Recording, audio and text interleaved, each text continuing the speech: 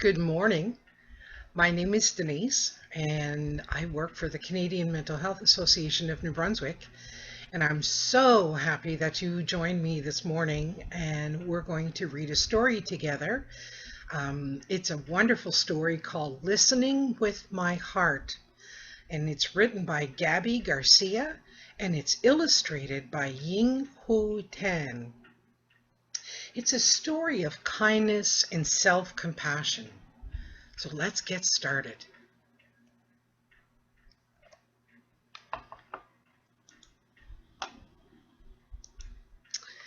Esperanza's tummy fluttered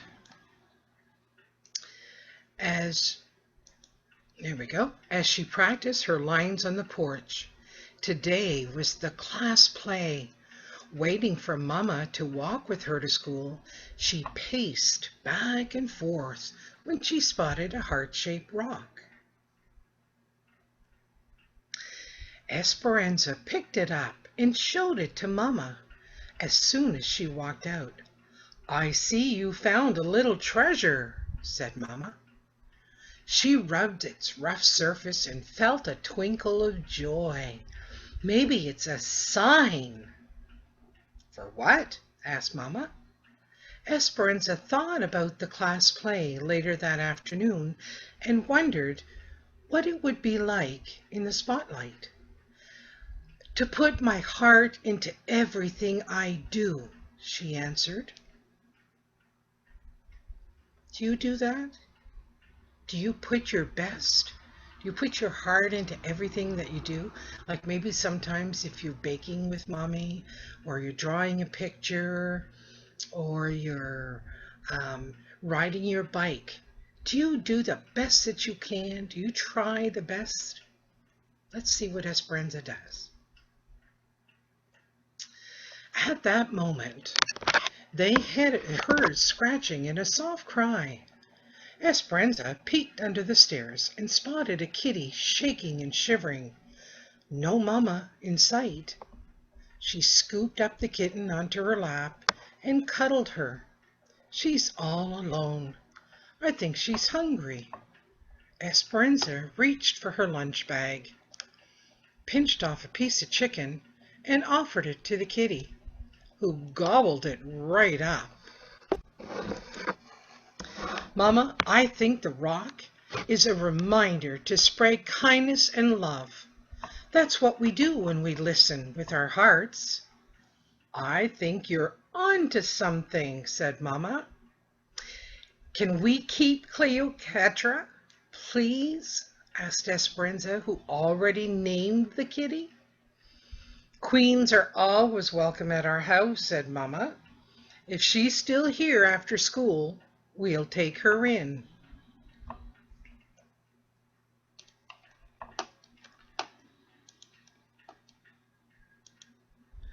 At school, Esperanza was more focused on the play than on her math or reading. Clutching her script during recess, she noticed that Bayo was sitting alone on a bench. He was a new kid at school and didn't speak English. She wondered if he felt lonely or scared. Esperanza found a soccer ball and kicked it over to him. A smile spread across his face. He stood, popped the ball in the air, and bounced it between his knee and his head a few times. "Dude's got moves," thought Esperanza. They spent the rest of recess giggling and making up hand signals. I have a friend who can't speak, is not able to speak. So they use sign language to talk. And that's what Esperanza and Bayo did. They made up hand signals to be able to talk to each other, to say things and give messages. That's really cool. Afterwards, Esperanza borrowed Mrs. Owen's English and Vietnamese dictionary. She wrote "friend" in Vietnamese and drew a picture of Bayo and her and then placed it on his desk. Esperanza rubbed the rock in her pocket. Listening with her heart made her feel so peaceful inside. I bet. Must have made her feel really good to be doing something kind for somebody else, right? Finally, it was time for the Finally, it was time for the performance. It was too late for Bayo to be in the play, but he stood at Mrs. Owen's side, just like a stagehand. Excitement bubbled as Esperanza waited for her cue. Esperanza walked on stage, tripped as she was about to say her first line, and splattered across the stage. When she got up, Esperanza forgot her lines, so Mrs. Owen whispered them to her from backstage. Heat rushed through Esperanza's body as all eyes were glued to her. She wished that she could just disappear. Has that ever happened to you? That you were doing something and then something happened and maybe you fell or you tripped or you dropped something and then you just felt like everybody was staring at you? Like, has that ever happened? It's happened to me, and it's kind of not a really good feeling, right? So, I've ruined the play, Esperanza thought, rushing off stage as soon as she'd finished her part. I messed up in front of everyone. She tucked herself in behind some of the props so no one could see her. Esperanza noticed her body shaking and her face still burning. She took a deep breath and tears streamed down her face. Esperanza dug out her rock in her pocket, and it was cracked and lopsided, just how she felt. Esperanza touched her hand to her heart and felt the disappointment. A few minutes later, Bayo walked over and handed Esperanza a drawing of her with the word friend written above it. Esperanza nodded. She realized she hadn't been treating herself like a friend. Esperanza realized this wasn't the first time that she had been unkind to herself. At the soccer game last weekend, she missed the ball that swooshed by her head, and they lost the game. Nice work, a player from that team yelled as the others laughed. Esperanza thought that she had let her team down and was the worst soccer player in the world. Thinking those thoughts made her feel even worse. Have you ever felt that way? That you maybe didn't do as good as you could do, or because you made a mistake, you had an accident, whatever, that you let other people down? Have you ever felt that way? I have. At the curtain call, Esperanza reminded herself she hadn't ruined the play. She'd had an accident, and accidents happen to everyone. Listening with her heart wasn't just about spreading kindness and love to others. It was about giving it to herself, too. I can be a friend to myself, thought Esperanza. And that's very important, you guys. It's so important to be kind and loving to yourself and to treat yourself like you would treat a friend. Talk to yourself like you would talk to a friend. When Esperanza got home, she decided to do some of her favorite things. I know when I do some of my favorite things, they make me feel a lot better. And hopefully it does that to you too. She zipped down the hill on her bike and then spent the afternoon painting at the kitchen table. She also got the hug that she needed from Mama and some cuddles from Cleopatra. So, listening with your heart. Some days stink. Not everything will go the way you want it to, and you'll get upset. When this happens, you can pause, take a few deep breaths.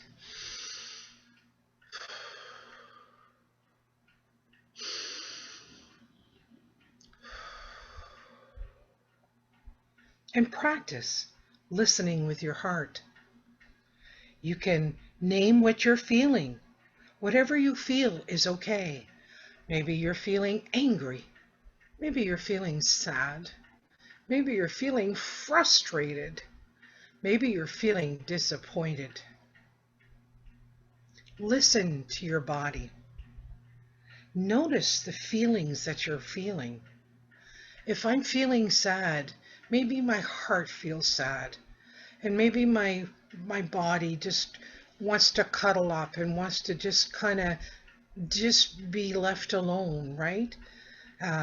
And if I'm angry, maybe my body is all tense. Maybe my muscles are all squeezed together and they're tense. And I feel like I just want to strike out at something and break something, right? Less listening to our body to see what it is that we're feeling in our body. But most important too is paying attention to our self-talk. Are the words that we're saying to ourselves mean and rude, or are they kind and loving? Are you being a friend to yourself?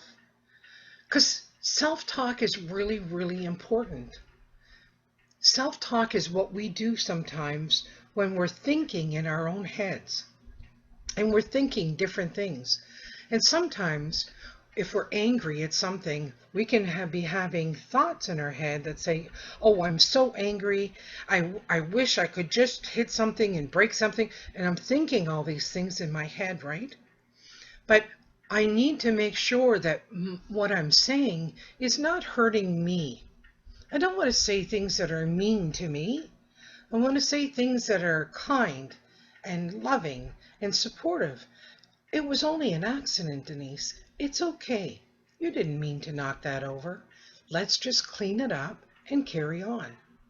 Right? It's being kind to myself and it's being loving to myself and understanding. I understand that accidents happen and things like that happen. I get it.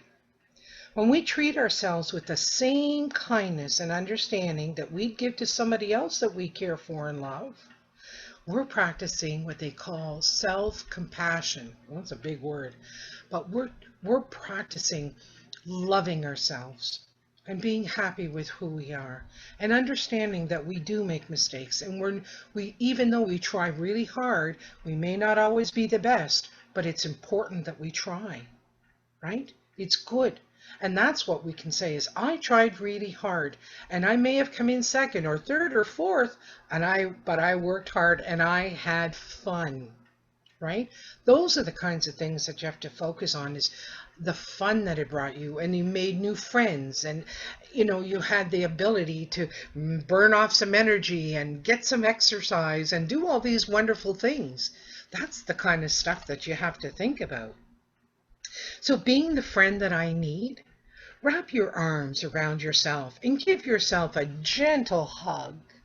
Take a few deep breaths. So when I feel sad, may I treat myself like the friend I need. May I show love and kindness to myself.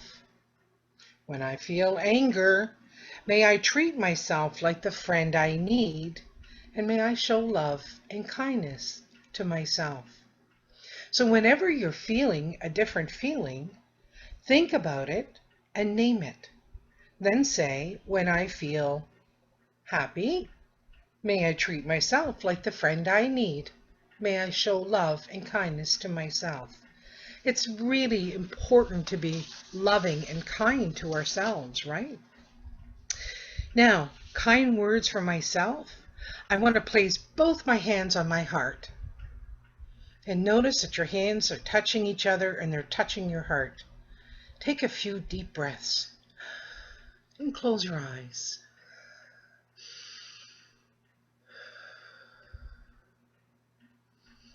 Do you feel your heartbeat? What loving and understanding words would you like to hear when you're having a rough time or feeling upset? What would be good feeling and comforting to hear? Things like, it's okay, ask for help, accidents happen, I still love you, you tried really hard. Those are the kinds of things that we really want to hear, aren't they? So take some time and see what words that you can come up with for you. You can write them down in a notebook and then read them to yourself whenever you need to hear them.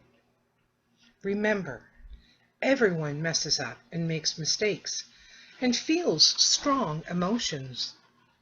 And that's normal. And emotions are like angry, sad, happy, frustrated, disappointed. Okay? Everyone also wants to feel kindness and love. This is what connects us to each other.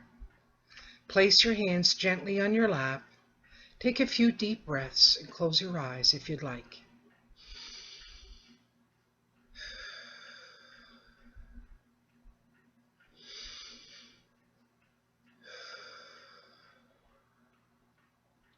I connect to myself through love and kindness. I connect to others through love and kindness. And I connect to the world through love and kindness.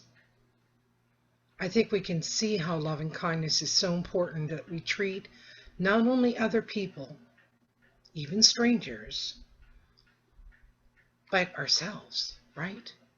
And not strangers, but people that we know, that we don't see very often, people that we love, and of course ourselves. It's really, really important that we be kind to ourselves. Notice how you feel after doing these different little activities that we just did. You can do them whenever you want. Listening with your heart feels really good.